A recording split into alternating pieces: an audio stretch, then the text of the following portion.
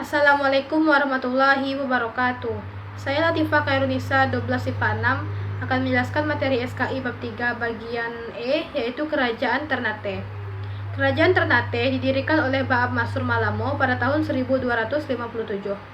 Di masa jaya kekuasaannya, membentang mencakup wilayah Maluku, Sulawesi Utara, Timur, dan Tengah, bagian selatan Kepulauan Filipina, hingga sejauh Kepulauan Marshall di Pasifik.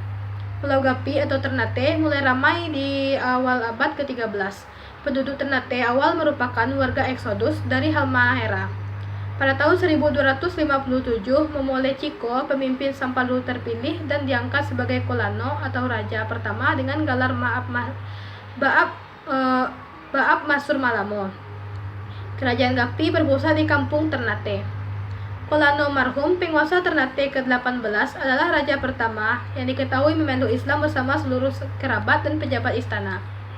Pengganti Kolano marhum adalah putranya, yaitu Zainal Abidin. Ia mendirikan madrasah yang pertama di Ternate.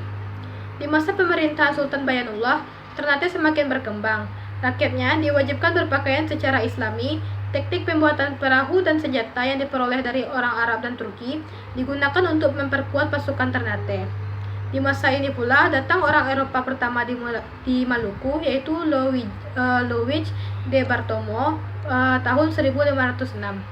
Pada tahun 1512, Portugis untuk pertama kalinya menginjakkan kaki di Ternate di bawah pimpinan Francisco Serrao. Atas persetujuan Sultan, Portugis diizinkan mendirikan pos dagang di Ternate. Portugis datang bukan semata-mata untuk berdagang, melainkan untuk menguasai perdagangan rempah-rempah pala dan cengkeh di Maluku. Sultan Bayanullah wafat meninggalkan pewaris-pewaris yang masih sangat belia. Ternate mencapai puncak kejayaan di bawah pimpinan Sultan Ba'abullah. Wilayahnya membentang dari Sulawesi Utara dan Tengah di bagian barat hingga Kepulauan Marshall di bagian timur, dari Filipina di bagian utara hingga Kepulauan Nusa Tenggara di bagian selatan.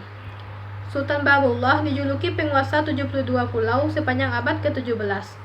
Setidaknya ada 4 pemberontakan yang dikorbankan bangsawan Ternate dan rakyat Maluku.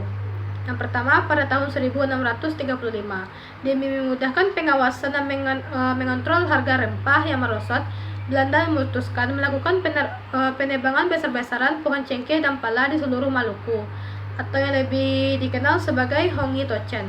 Akibatnya rakyat mengobarkan perlawanan.